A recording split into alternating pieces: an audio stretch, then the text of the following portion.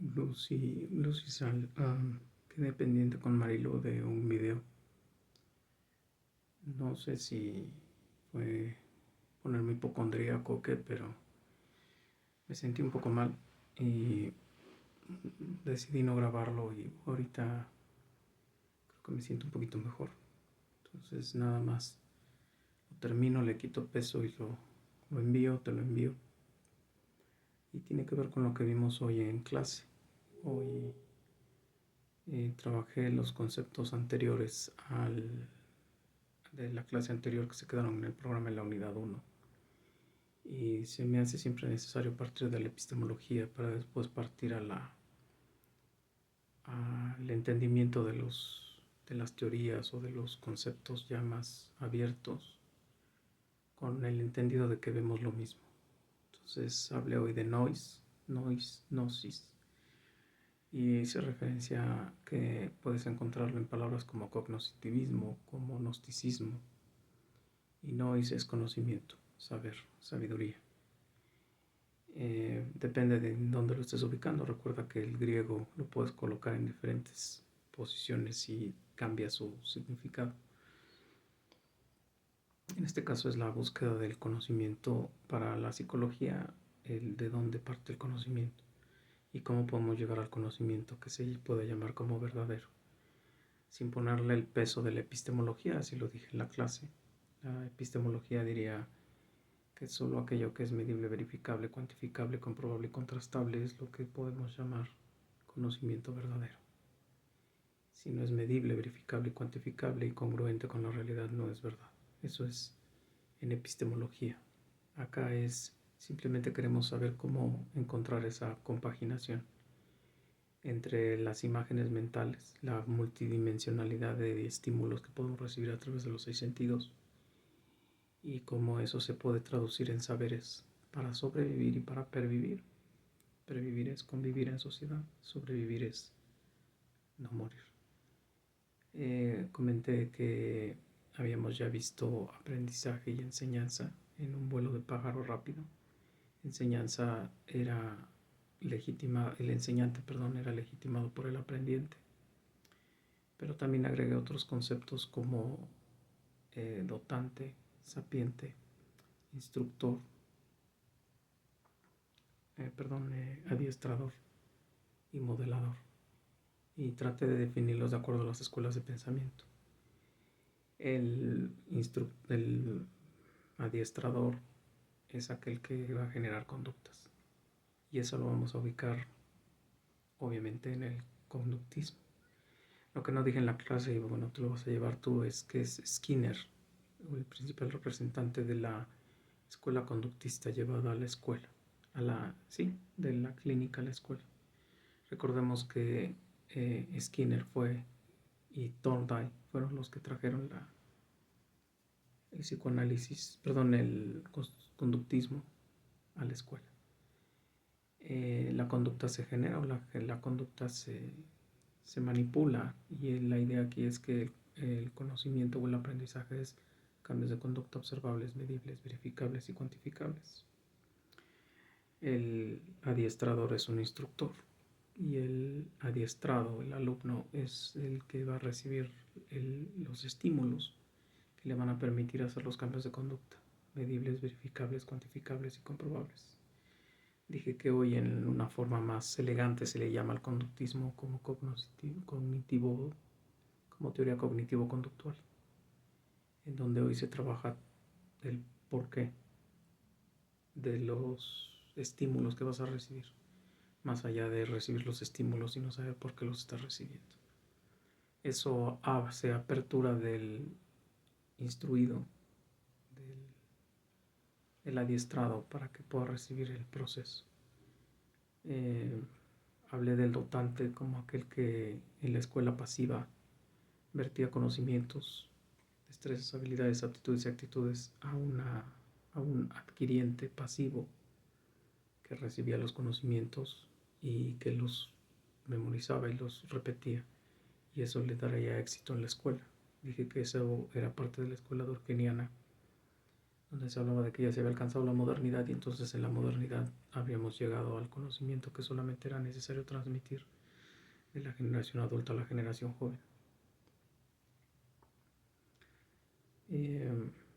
Hablé del modelador como el que trabaja reformas dentro del sujeto, sea en la psique o en la conducta, pero que no pretende cambiar la esencia del sujeto, que aparentemente se cree que en el conductismo, o se creía en el conductismo, que se podía lograr a través del cambio de conducta.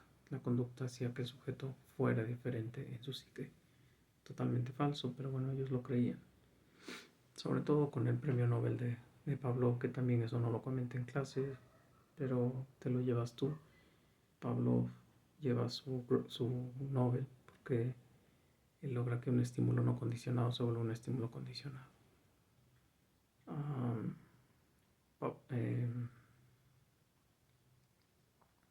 Dije que el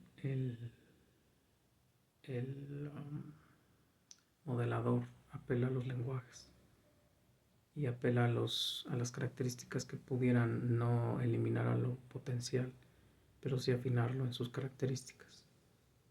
Es decir, tú puedes saber, no sé, muy empíricamente jugar fútbol, pero el entrenador, en este caso el modelador, te va a afinar en ciertos movimientos y en ciertas posiciones donde tú podrías ser mucho más provechoso.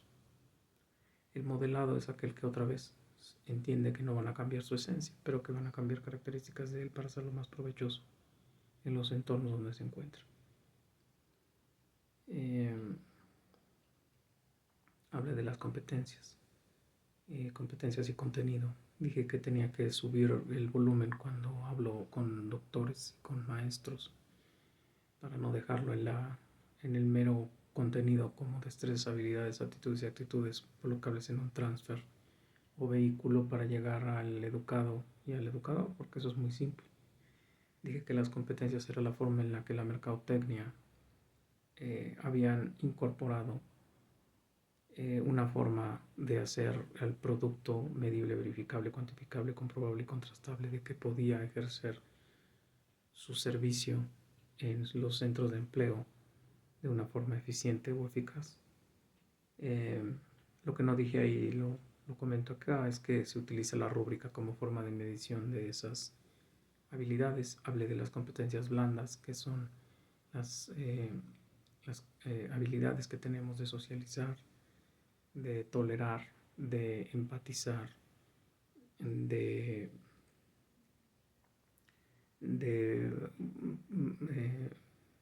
esperar poder trabajar en la incertidumbre sin perder los papeles, es decir, sin perder los estribos.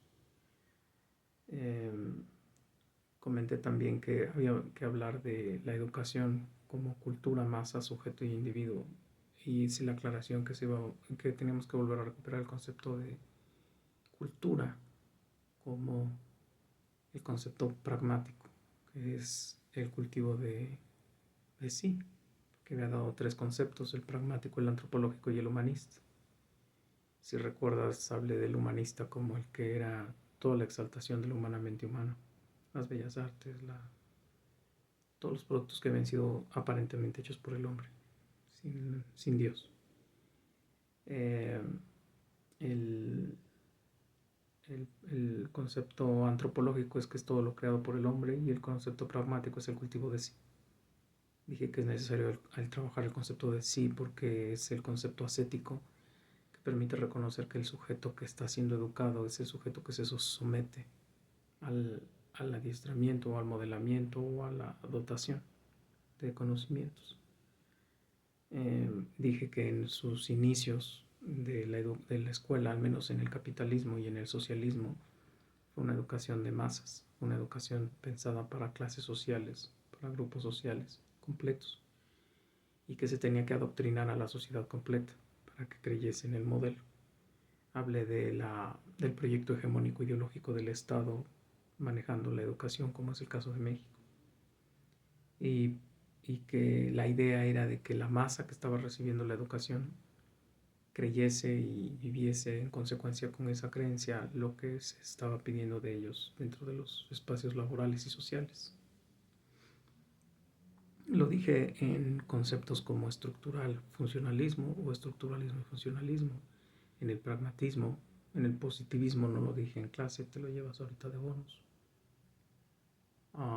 Lo dije que en el socialismo también, por eso existieron las famosas comunas Gorky y York en Macarenco, y con la idea de ahí destruir a las clases sociales y generar la uniformidad social en donde todos creyesen en la igualdad y la propiedad privada se tendría que extinguir. Pero era una educación, o sea, masificadora. Es decir, que no se esperaban cambios de individuos, sino cambios sociales completos. Pero a partir de los años 70, con la revolución sexual y de autoridad, se fue diluyendo la figura de la gran historia, de la verdad, de la única educación, etcétera, por las pequeñas educaciones, los pequeños, es decir, atomizar el conocimiento. Ahora todos tenemos la razón, ahora todos tenemos la verdad, ahora todo depende de dónde estés y cómo estés. Cada quien tiene su moral y cada quien dice lo que es verdad.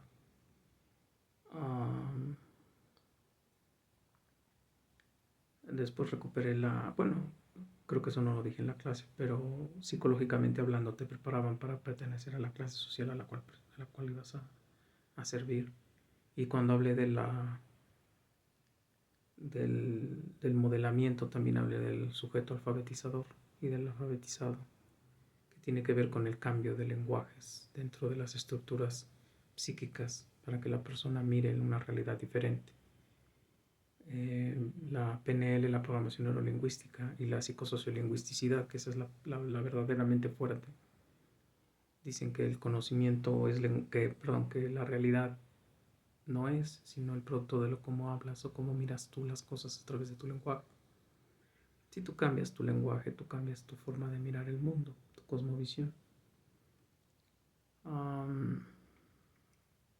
Dije que había 3 memorias, que había que hablar de 3 memorias, y se habló de la memoria a corto, a largo y a mediano plazo. Dije que la memoria a largo plazo podía durar años o toda la vida, y que eso dependía de las circunvoluciones que habían quedado tan fuertemente marcadas por impresiones normalmente emocionales que acompañan a ese conocimiento, que hacen que el sujeto siga manteniendo ese saber y lo pueda seguir aplicando en el momento que él quiera, casi de manera automática. Es decir, tiene una pericia que ella ni siquiera tiene que observar cómo es que hace las cosas. Puse el ejemplo de andar en bicicleta. Probablemente el aprendizaje fue a los 8 o 9 años de edad, o 6, 7 años, no sé. Pero pueden subirte a una bicicleta a la edad que tengas y puedes seguirte subiendo. No depende de ningún entorno o ambiente que sea estimulador para eso, simplemente se tiene el conocimiento y se aplica.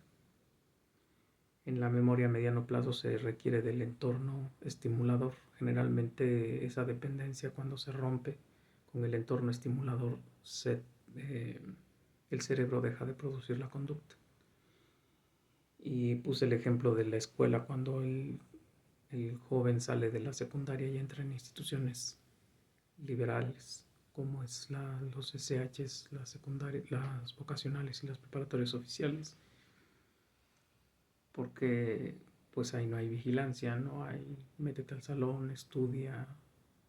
O sea, tú llegas a la ciudad preparatoria y nadie te obliga a entrar, ¿no? Dije que es necesario el estímulo generalmente en esos entornos, y cuando cambias de ambiente, generalmente este tipo de conductas tienden a extinguirse. Pueden durar años, pero se pueden perder. Ese es el riesgo.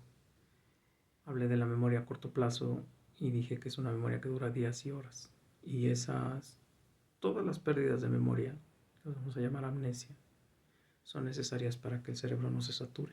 Hablé de una enfermedad que no permite que la persona olvide, y es otra como consecuencia un aglutinamiento de conocimientos que entorpecen su vida, la vuelven, es decir, todas las cosas vienen a la cabeza, los aturde. Después hablé de las motivaciones. Les dije que si iban a aprender algo de esta clase, que se llevaran eso. No, perdón, de las inteligencias. Perdón, de las inteligencias. Hay 9 inteligencias. Solo enfaticé en 3 porque son prácticamente las que marcan la construcción del ser humano como sujeto capaz de adquirir las otras. O sea, la inteligencia, desarrollar la inteligencia musical, espacial, ecológica,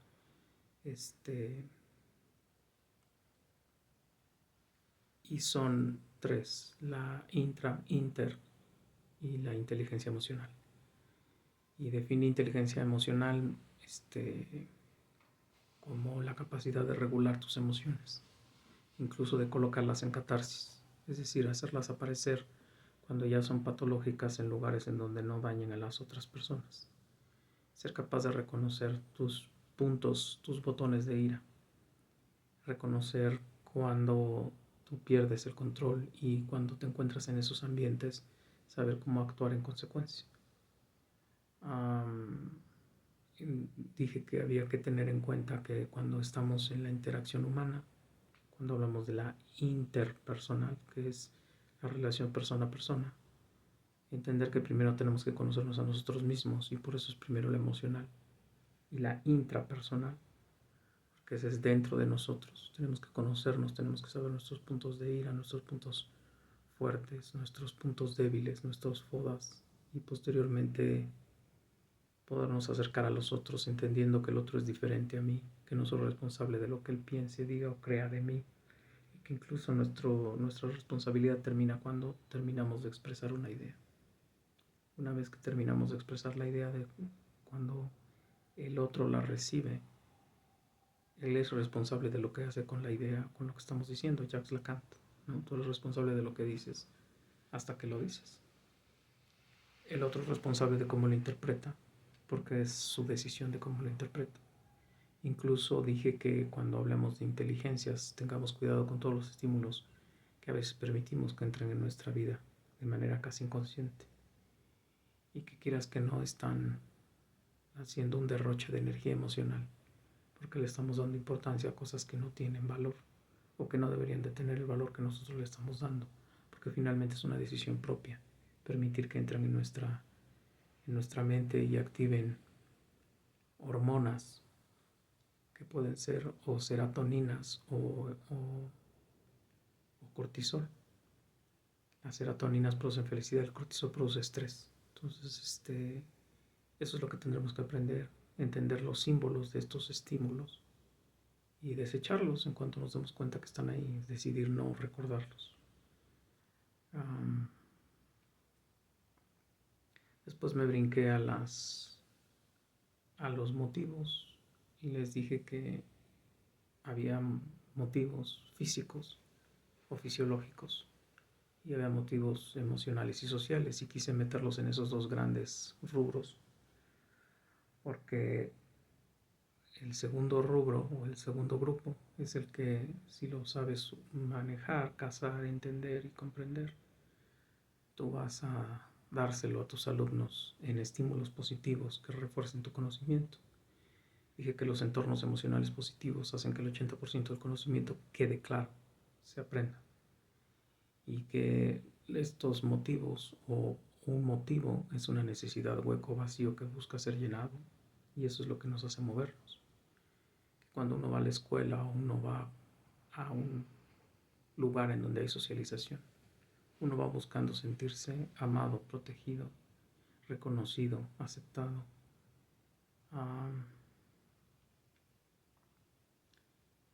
integrado, ¿no? Si tú logras eso con tus alumnos, independientemente de los otros alumnos, si tú logras que ese alumno se sienta aceptado por ti, integrado por ti, reconocido por ti, protegido por ti, amado por ti, etc., tú tienes lío. Ese niño lo puedes hacer que su potencial, su IQ, crezca, porque vuelvo a insistir, el aprendizaje está asociado, el efectivo, tanto para sabotear el conocimiento como para hacerlo productivo, está basado en los estímulos emocionales.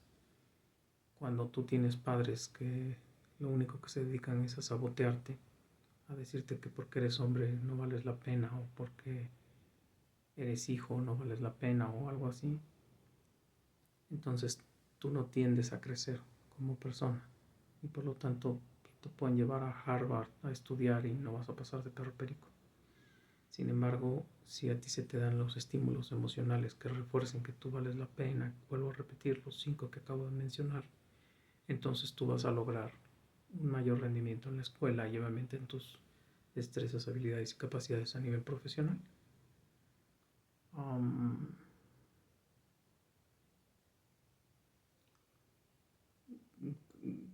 Creo que fue a Grosa lo que estuve trabajando. Estoy tratando, ahorita estoy viendo el mapa de los temas. Pues nada más decir que enseñanza y aprendizaje es un proceso y que el guión que está en medio es el transfer y es la didáctica y es el medio ideal en el cual tenemos que colocar el conocimiento. Hablé de los escenarios de aprendizaje y mencioné los escenarios de aprendizaje porque en este caso en la psicología tenemos que entenderlos como una serie de estímulos que van a integralmente enviar una serie de señales para que se generen imágenes mentales en el cerebro y puedan producir conocimiento eficiente. Es decir, gráficos, sonido, olores, mensajes emocionales, para que la persona aprenda. Y es más, puedo utilizar los dos cerebros, eso no lo dije en la clase, eso es tuyo. Cuando tú usas imágenes y gráficos, o sea, escritos, al mismo tiempo, estás trabajando el cerebro reptil, estás trabajando el cerebro derecho y el cerebro izquierdo al mismo tiempo. Por eso los mapas mentales son útiles para el aprendizaje, eso no lo dije en clase. Y pues creo que eso fue lo que vimos en ese poquito tiempo. Recuerda que en este lapso también hay que integrar las participaciones de ustedes, el tiempo que nos metimos en Zoom y demás. Espero que te sea útil, Marilu. Excelente día.